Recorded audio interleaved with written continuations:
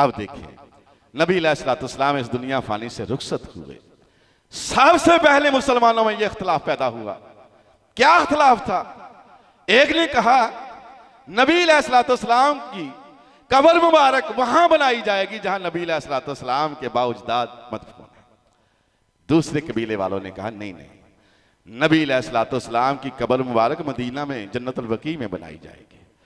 तीसरे ने कहा नहीं, नबी अलैहिस्सलाम की कब्र मुबारक जन्नतुल मौला में बनाई जाएगी।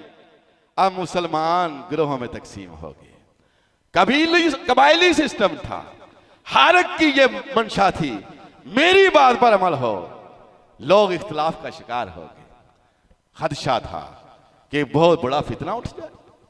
हजरत अबू बकर सदीक खड़े हुए, कहने लगे ओ लोगों, मैं तुम्हें नबी का हुक्म बढ़ के सुनाता हूं। लोगों ने कहा सुनाई।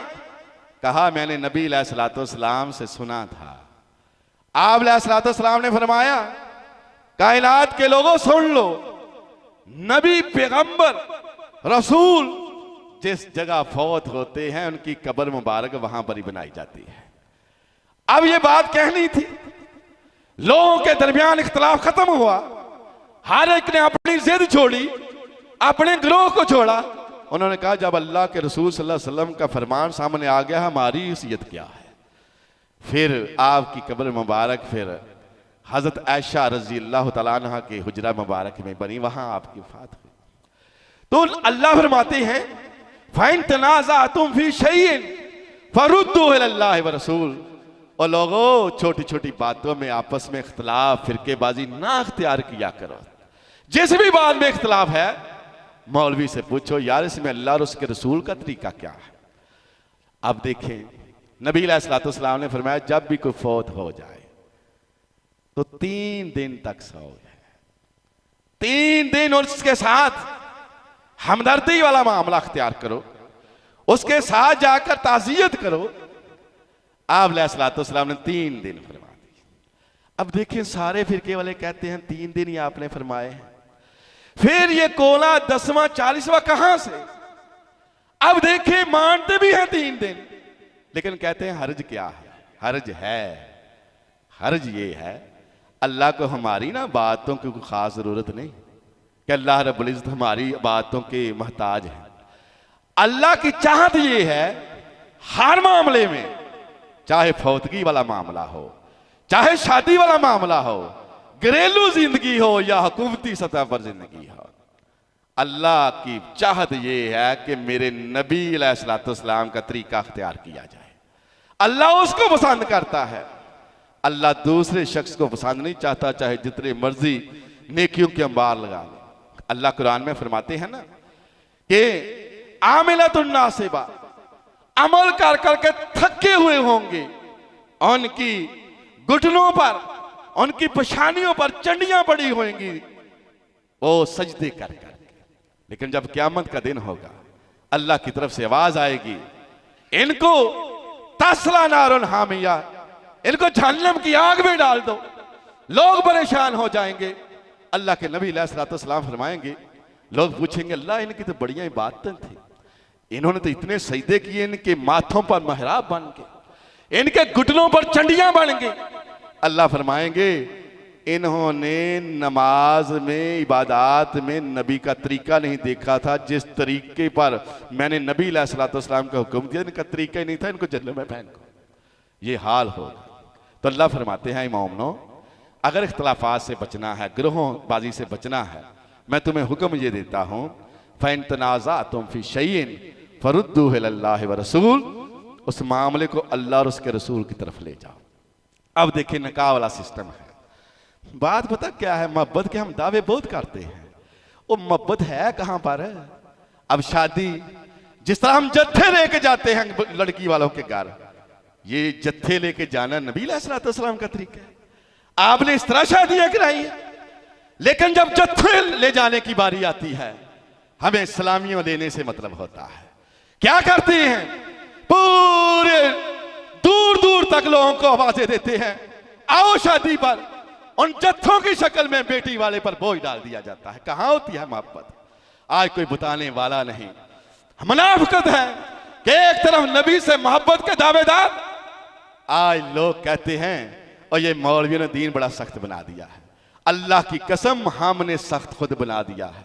अब देखिए हर एक की बेटियां हैं और जब उसके घर बारात आए उस पर कोई बोझ ना पड़े, उसे नहीं फायदा होगा। अब हर इंसान जब शादी का मामला आता है वो अपनी नाक देखता है, बरादरीज़म के रस्मों रिवाज देखता है, कहां गई उस वक्त मोहब्बत। तो अल्लाह फरमाते हैं और लोगों, मोमिन वो है जो अल्लाह और उसके रसूल के तरीके को देखकर सारी मोहब्बतें कुर्बान कर दे। और हम तो मोहब्बत रिश्तों की तो बड़ी दूर की बात है, कारोबार की बड़ी दूर की बात है, वक्त की कुर्बानी नहीं देते। और मोहब्बतों में इतने आगे हैं कि जरा सा रास्ता रोकना हो तो आप रास्ते में रोकने के लिए हम जत्थे इकट्ठे करके नबी की मोहब्बत की आड़ में मुसाफिरों को तंग करते हैं।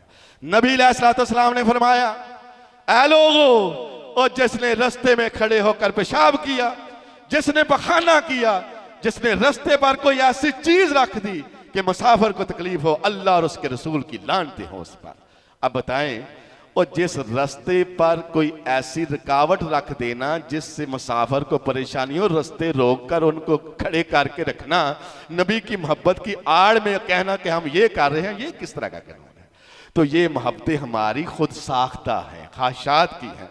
तो अल्लाह रब्बुल इज्जत ने फरमाया, मोमिन वो है जो अल्लाह पर यकीन रखते हुए, ईमान रखते हुए, रोज़े क़यामत पर ईमान रखते हुए वो हर मामले को, हर झगड़े को अल्लाह और उसके रसूल की तरफ रुजू करे। आज से हम वादा करें कि हम हर मामले में देखेंगे अल्लाह और उसके रसूल का हुक्म क्या है, इस मामले में लड़ाई खत्म करें। तो अल्लाह फरमाते हैं, अब मेरा अगला भी हुक्म सुन लो। अब आप ये बात सुनेंगे, आखिरी आयत सुना के मैं बात को खत्म करता हूं, लेकिन बड़ी तवज्जो के साथ। अब छोटी छोटी दो चार चीजें हैं जिसकी वजह से इख्तलाफात पड़े हुए हैं, एक दूसरे की मसाजिदों में नहीं जाते। मस्जिदों के बाहर बड़ा सा टाइटल लगा दिया गया है, फलां की मस्जिद, और ये लिखने का मतलब पता क्या है कि इस फिरके से तल्लक रखने वाले लोग यहां आए, दूसरा यहां ना आए। ये है असल मतलब। अल्लाह इनको पूछेगा, वो पैसे लोगों से इकट्ठे करते हो, वो पैसे इकट्ठे करते हुए फिरकों का ख्याल नहीं रखते थे। उस वक्त तो सुन्नियों की मस्जिद हो, शिया भी आ जाए तो लाओ पैसे, और जहां अहले हदीसों की मस्जिद हो, सुन्नी आ जाए लाओ पैसे। तो जब नमाज और मामलात की बारी आती है फिर तुम इख्तलाफात क्यों करते हो? और तुम कारोबार करते हो, दुकानें करते हो, तजारतें करते हो, उन तजारतों में इन फिरकों का लिहाज नहीं रखते, कारोबार से मोहब्बत करते हुए, पैसों से मोहब्बत करते हुए, सुन्नी आए शिया आए कोई फर्क नहीं। अल्लाह की मसाजिदों में फर्क है, यहां से लोगों को पकाते हो, और वो भी अल्लाह के नाम पर पैसे इकट्ठे करके लोगों को अल्लाह पूछेगा। और मेहनत मजदूरी करके तो पैसे तुमने खर्च नहीं किए, और लोगों से मांग मांग कर उसके घर बनाकर लोगों को उसके घरों से निकालते हो। और मसाजिदों का हाल ये है कि कुरान सिखाने के लिए कोई निजाम ही नहीं, बालगों की तालीम के लिए कोई निजाम ही नहीं, किसी के बच्चे को कुरान मजीद पढ़ना सही तलफ़्फ़ुज़ से आता नहीं, किसी को अल्फाज का तर्जमा तक नहीं आता। करोड़ों रुपए की इन्वेस्टमेंट की हुई है और सिर्फ फिरके बनाने में। हमारे फिरके के इतने लोग होंगे, ये बर्तियां शुरू हुई हैं। अल्लाह ने फरमाया, ऐ ईमान वाले लोगों, मैं तुम्हें हुक्म देता हूं, फिरकों में ना पढ़ना, अख्तलाफात में ना पढ़ना। अख्तलाफात खत्म करने का एक ही तरीका है कि उस मामले को अल्लाह और उसके रसूल की तरफ ले जाओ। अब अल्लाह ने फरमाया, पता चल गया कि अल्लाह और उसके रसूल का ये तरीका है। अब अल्लाह के रसूल सल्लल्लाहु अलैहि वसल्लम ने क्या फरमाया? फरमाया कि जो भी आदमी किसी मुसलमान का जनाजा पढ़े, उसको, जिसने जनाजा पढ़ा, उसको एक ओहद पहाड़ के बराबर सवाब मिलेगा। आपने फरमाया, जो शख्स मुसलमान की कब्र जब तैयार हो जाए, दफन कर दिया जाए, दफन करने के बाद वहां खड़े होकर कब्र पर दुआ करे, उसको 2 ओहद पहाड़ के बराबर सवाब। अल्लाह के नबी का यह फरमान सारे मानते हैं, लेकिन अख्तलाफात किस जगह पर है? अब कुरान और हदीस, अल्लाह के नबी तो ये फरमाता है कि जनाजा पढ़ो ईमान वालों का, फिर कब्र पर खड़े होकर दुआ करो, 2 ओहद पहाड़ का सवाब। अब कुछ कहते हैं नहीं फौरन कर दो, कुछ कहते हैं नहीं कब्र पे जाके करो। अब इस मामले को उठा के अल्लाह के नबी अलैहिस्सलाम के तरीके से मैच करें। मैच करने में क्या हर्ज है। आप और हम किसके लिए कहते हैं? अल्लाह के रसूल सल्लल्लाहु अलैहि वसल्लम से। आप सल्लल्लाहु अलैहि वसल्लम पता है हमसे कितनी मोहब्बत करते थे? बड़ा प्यार, बड़ा प्यार। इतना प्यार कोई अब बाप अपने बेटे से नहीं कर सकता जितना आप अलैहिस्सलाम हमसे करते थे। आप अलैहिस्सलाम का बेटा जब कासम फोत हुआ, अब नर औलाद थी, तो बशरी तकाजा ये था कि जब भी किसी के यहाँ बेटियां हों, बेटा ना हो तो लोग मेना मारते हैं, इसका पीछे से क्या होगा। तो नबी अलैहिस्सलाम के यहाँ नूरीना औलाद जब कासम बेटा फौत हुआ ना, तो काफिरों की तरफ से बड़ी बातें हुई, क्या मोहम्मद सल्लल्लाहु अलैहि वसल्लम का कोई नाम लेने वाला बाकी नहीं, इनके बाद ये दीन ख़त्म हो जाएगा।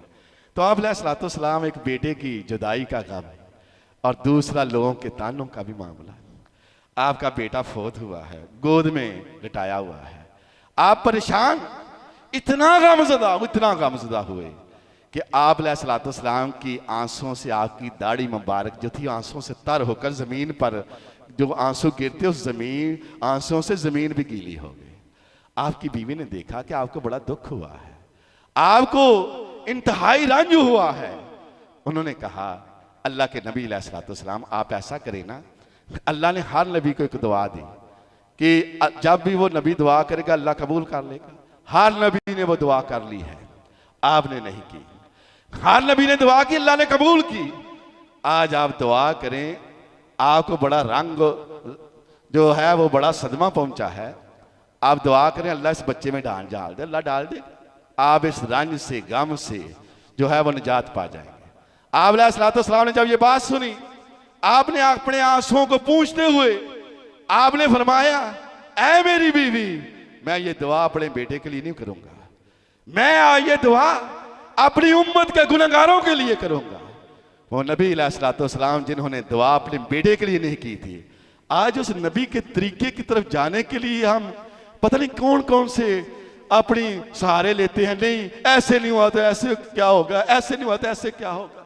ओ भाई है बात, अल्लाह के नबी अलैहिस्सलाम जब जमात कराते थे, सलाम फेरते थे, आप अलैहिस्सलाम फौरन कहते अल्लाहु अकबर, अस्तगफिरुल्लाह अस्तगफिरुल्लाह अस्तगफिरुल्लाह। हर फिरके वाला कहता है नबी अलैहिस्सलाम ऐसे ही करते थे। अब जब ये ऐसे करते थे तो इन अल्फाज के कहने में हर्ज क्या है? हर्ज ये है फिर फिरका नहीं बनता।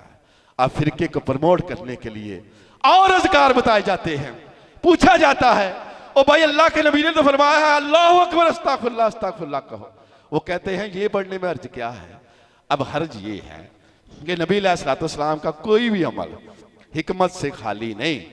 आप अलैहिस्सलाम ने जो कुछ भी किया, क़यामत तक के साइंसदान दूसरे लोग तहकीक कर रहे हैं, जो भी तहकीक तक पहुंचता वो कहता है ये बात ठीक थी।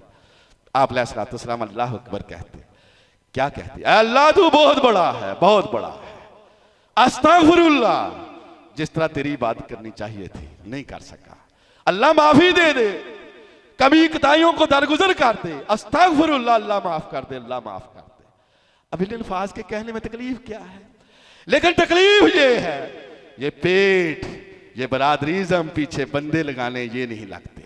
अल्लाह फरमाते हैं फ़इन तनाज़अतुम फ़ी शैइन फरुद्दूहु इलल्लाहि व रसूल। मोमिन वो है जो अल्लाह और उसके रसूल का तरीका सामने आ जाए अपनी सोच को खत्म कर दे। आज सोचे क्यों नहीं खत्म होती है? कहीं कहीं साल लग जाते हैं बातें बताने में, जहां कहीं लगा है पक्का लगा है।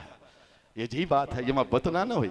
अल्लाह रब्बुल इज्जत ने फरमाया फिर मोमिनो मेरा ऐलान सुन लो। अल्लाह क्या है आपका ऐलान? फरमाया फला व रब्बिका ला युमिनून, ऐ नबी मुझे तेरा रब होने की कसम। अल्लाह को जलाल आ गया, गुस्सा आ गया कि मेरे नबी ने इतनी कुर्बानियां दी, मेरे नबी ने इतनी मोहब्बत की उम्मत से, आज उम्मत बरादरीज़म के चक्कर में पड़े हुए अपने बेटों के लिए मेरे तरीके इख्तियार करती है, इन 9 चीजों से ज्यादा मोहब्बत करती है, नबी की मोहब्बत को कुर्बान कर देती है। अल्लाह ने फरमाया फला व रब्बिका ला युमिनून, ऐ नबी मुझे तेरा रब होने की कसम, मैं ऐसे इंसान को मोमिन ही नहीं मानता, मेरे खाते में वो ईमान वाला है ही नहीं। अल्लाह कौन सा बंदा? फरमाया वो बंदा हत्ता युहक्किमुका फीमा शजरा बैनहुम, जिसके सामने मेरे रसूल का तरीका आ जाए कि मेरे रसूल ने शादियां की थी, बरातें नहीं लेके गए थे। ये बरातें लेके जाना हिंदुओं का काम था, ये जहेज लेने जाते थे और जहेज उठाने के लिए एक जत्था गिरोह चाहिए था। वो जत्थे की शक्ल में हिंदुस्तान से बरात का लफ्ज निकला है। उम्मते मुसलमान को क्या हो गया है कि मोहब्बत के दावे करते हैं और जहेज उठाने की जो रस्म हिंदुस्तान से चली थी ऐसी पक्की की है, कोई आदमी बगैर बरात के शादी ही नहीं करता। तो अल्लाह फरमाते हैं मैं ऐसे इंसान को मोमिन नहीं मानता कि मेरे रसूल का तरीका आ जाने के बाद फिर वो अपनी मर्जी इख्तियार करे। अल्लाह के हाँ ऐसा इंसान मोमिन नहीं। अल्लाह से दुआ है अल्लाह हमें सही मानों में कुरान और हदीस को सुनने, उस पर अमल करने की तौफीक अता फरमाए। वाखिर दावना।